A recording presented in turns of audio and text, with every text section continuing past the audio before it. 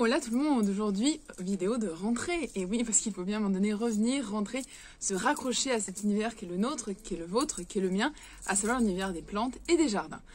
Alors sans plus attendre, comment je me reconnecte à la rentrée, comment je me reconnecte finalement à cette passion métier? Tout simplement via un petit moment d'achat de plantes, mais surtout aussi pour vous présenter ces plantes qui vont nous permettre de rester quelque part en été, car elles vont nous offrir toujours et encore des floraisons, malgré le soleil qui diminue, malgré la rentrée scolaire, malgré tout ça.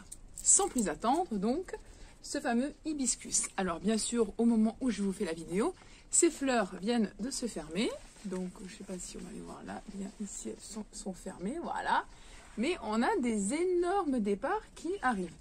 Donc, j'espère que d'ici que je monte la vidéo, vous aurez la chance de pouvoir avoir peut-être un petit close-up sur ce que ça peut vraiment donner en vrai. Bon, là, on a quand même une image de la chose. Alors cet hibiscus il est assez exceptionnel, c'est donc il est considéré comme une vivace. Alors c'est vrai qu'il va nous offrir une floraison exceptionnelle jusqu'à presque 30 cm de diamètre au niveau de la fleur. Ce n'est pas rien, là il y a de quoi nous refaire partir en vacances quelque part. Donc cette floraison elle peut être blanche, rose, fuchsia, rouge, et elle offre comme ça des feuilles ni brillantes, ni trop rugueuses, une espèce de feuille comme ça qui permettent d'amener une certaine densité au niveau d'un massif, au niveau d'un recoin de jardin. Et c'est vrai que ce qui est vraiment chouette, c'est qu'on a cette inflorescence extraordinaire, comme je le disais précédemment, qui fait voyager. Alors, exposition plein soleil. Au niveau de l'arrosage, il faut toujours quand même avoir une certaine humidité, ça c'est sûr. C'est une plante finalement qui demande très peu d'entretien. Ce qu'il va falloir faire, c'est en automne commencer à la rabattre d'une dizaine de centimètres à peu près, pour qu'ensuite, finalement, étant donné que c'est un feuillage caduc, elle finisse par perdre ses feuilles, se recroqueviller un peu sur elle-même, ne pas hésiter à mettre un petit piquet pour indiquer sa présence si on pense à entretenir ou à tondre pendant l'hiver. Et au printemps, elle va renaître de ses cendres tel un phénix majestueux et à nouveau nous offrir cette inflorescence exceptionnelle. Alors il faut savoir que c'est une plante qui va grandir et vraiment se développer au fur et à mesure du temps et que, comme je dis, elle reste vraiment spectaculaire juillet, août et surtout septembre, même octobre. Donc vraiment, je vous la recommande vivement.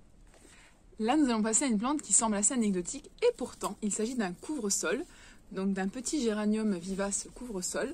Donc, comme son nom l'indique, elle couvre le sol, la plante, ou le géranium couvre le sol, vous avez compris l'idée. Ce qui est assez intéressant, c'est que du coup, elle va permettre d'offrir une sorte de paillage végétal au pied des massifs et donc du coup de protéger les autres plantes un petit peu plus dressée.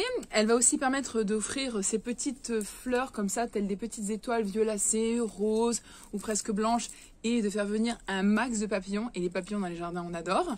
Au niveau de l'entretien, en fait, il n'y a rien à faire, tout simplement.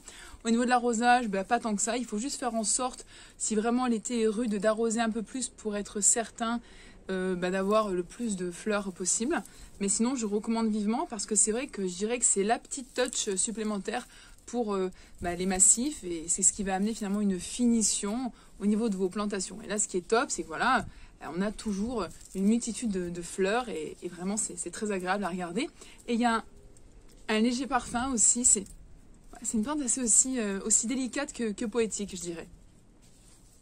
Passons maintenant à l'Anisandontea. L'Anisandontea, c'est un arbuste qui peut... Alors là, je ne sais pas qu'on va avoir la chance d'avoir, voilà, la tête de sa fleur, même si là on a normalement quelques fleurs qui peuvent être présentes encore. Donc en fait, ce qui est intéressant chez cette plante arbustive, donc chez cet arbuste, c'est qu'il peut atteindre presque 2 mètres, mais pas plus, qu'il va amener une réelle structure, une réelle présence au sein d'un massif ou dans un jardin.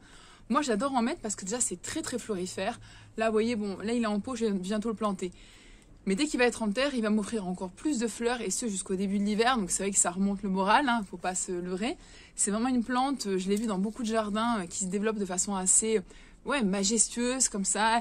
Ça fait vraiment quelque chose de très buissonnant, mais en même temps de très délicat. Enfin, je trouve que c'est vraiment une plante qui fonctionne, qui est graphique, qui est poétique, qui est florifère, qui est vraiment...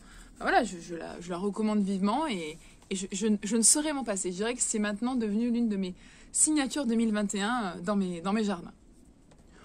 Ensuite, écoutez, on les pensait ringards, on les pensait désuets, on les pensait seulement pour nos grands-mères. Et il s'agit des petits œillets. Et oui, comment vous dire que maintenant l'œillet redevient tendance? Déjà, l'œillet sent très bon, l'œillet je trouve très graphique, je trouve très chou. Je sais pas, je trouve que c'est vraiment une petite plante qui fonctionne bien, que ce soit dans des pots, que ce soit dans des compositions, que ce soit presque même dans des vérandas, j'allais dire mi-intérieur, mi-extérieur. Je trouve que vraiment l'œillet fonctionne. Vous voyez, enfin vraiment, on ne peut pas ne pas craquer devant ces petites fleurs qui semblent presque colorées à l'aquarelle, comme ça. Alors, excusez-moi, je me suis fait saupoudrer de fleurs d'œillet, justement. Alors, le nom latin, c'est le dianthus. Alors, c'est vrai que quand on pense à l'œillet, on pense tout de suite à quelque chose, ouais, je vous disais, de désuet, de pas forcément très contemporain.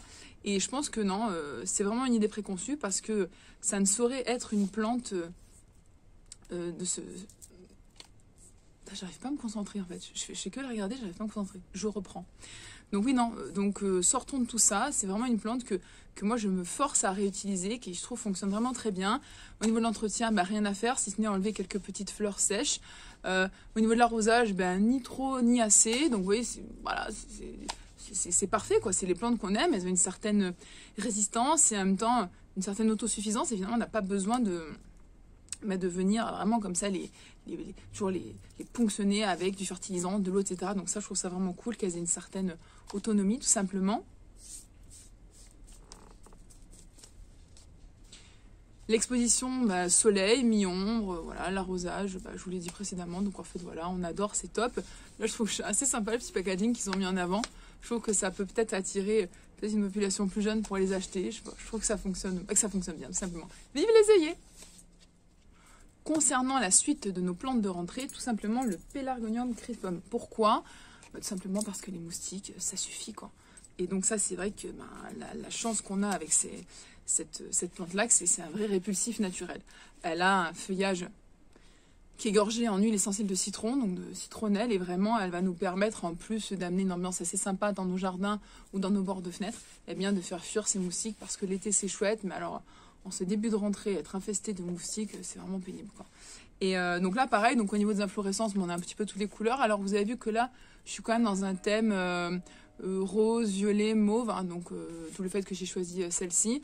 Là, pareil, hein, au niveau de l'arrosage, bah, juste le fait que la terre demeure humide, mais pas plus. Au niveau de l'exposition, bah, soleil mi-ombre également, il n'y a pas de besoin de trop s'enflammer. Et puis, je dirais que ce qui est bien, c'est qu'on a quand même une inflorescence présente jusqu'au début de l'hiver, même parfois en hiver, si l'hiver est doux.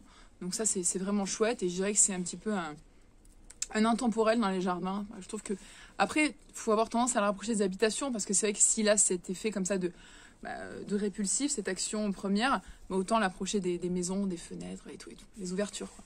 Voilà, donc le Pelargonium, tout simplement, je recommande vivement, là aussi. Alors là, on va un peu casser les codes du rose, du mauve et du violacé. On va partir sur un jaune presque criard, hein, voilà, qui rappelle les couleurs du tournesol. Hein, donc ça fait pas été... Et si ça ne permet pas de prolonger l'été, je ne sais pas. Hein. Donc là, il s'agit du Rudbeckia. Donc le Rudbeckia, c'est aussi appelé les yeux noirs de Suzanne. Donc c'est vrai que c'est une plante qui est assez intéressante parce qu'elle est très érigée comme ça. En même temps, elle a une densité au niveau des feuilles. Et après, vous voyez, tout au bout, elle nous offre cette inflorescence très graphique, très dressée, comme ça, très, voilà, avec une couleur très affirmée, très franche, comme ça. Et je trouve qu'elle fonctionne très très bien. Alors, c'est une vivace également. Elle fleurit également jusqu'en octobre. Donc là, pour le coup, on est très content de ça. Et c'est vrai que dans les massifs, elle va amener comme ça cet événement pour venir à nouveau ponctuer le jardin de fleurs et redonner une dynamique comme ça de fin d'été pour avoir une sorte... On va dire que c'est un petit peu l'ambassadrice de l'été indien, tout simplement. Alors elle est originaire d'Amérique du Nord et elle est aussi très intéressante parce que ces fleurs peuvent être aisément coupées au niveau du bas de la tige et être utilisées en bouquet parce qu'elles tiennent très très bien en bouquet. Donc je recommande aussi bien du coup à l'extérieur qu'à l'intérieur en fleurs coupées. Que le Sedum Telephium, donc là j'en ai pris un qui est plutôt couleur rose poudré, voilà, avec du coup des inflorescences plutôt grège, ouais, beige et rose, voilà. Et là on en a un plus rubrum, vous voyez, donc bordeaux. Donc je trouvais que ce contraste de feuillage était assez intéressant et d'inflorescence aussi. On dirait presque des gros choux-fleurs. Enfin, moi j'aime beaucoup ces sédums. Parce que déjà, je les trouve assez graphiques, je les trouve aussi denses, contrairement aux autres sédums, crassulacées, etc., qui peuvent être un petit peu plus bas, un peu plus courts. Là, pour le coup, on a une vraie protagoniste des massifs. Je trouve que c'est vraiment la plante de demain, parce qu'elle demande zéro entretien, elle a une rusticité parfaite, une floraison très très présente tout au long de l'année, même parfois en hiver. Bon, elle a tendance un petit peu après se réduire, et comme elle est caduque, après à perdre ses feuilles et tout, mais je trouve qu'elle met du temps finalement à se faire oublier. Et elle est présente, je trouve que cette inflorescence fonctionne vraiment bien. Bon, ben, comme c'est une plante grasse, elle n'a pas besoin d'arrosage. Oui, oui, pour moi, c'est vraiment la plante de demain. Et là, si je reviens sur ce feuillage pourpre, violet foncé même, hein, je trouve que vraiment, on a envie de la voir comme plante de contraste dans un massif. Et alors là, il me semble que j'avais déjà préparé. Voilà, donc il faut le savoir, c'est que c'est une plante qui se bouture extrêmement bien, comme beaucoup de plantes grasses. Ça, vous la coupez, vous la remettez dans la terre et c'est parti, quoi. Donc ça, c'est vrai que c'est assez intéressant pour la multiplier. On se pose pas trop de questions et ça fonctionne à tous les coups. Voilà, donc écoutez, j'espère que cette petite approche de rentrée via des plantes très florifères, des plantes qui vous donnent envie de continuer à penser à l'été, aux fleurs, aux couleurs, aux odeurs, aux papillons. Voilà, donc j'espère que cette petite vidéo de rentrée vous aura plu, qu'elle vous aura peut-être permis de découvrir de nouvelles plantes, qu'elle vous aura un petit peu prolongé l'été. En attendant la prochaine vidéo, n'hésitez pas à liker celle-ci, à continuer à vous abonner, à me soutenir et en attendant, hasta luego!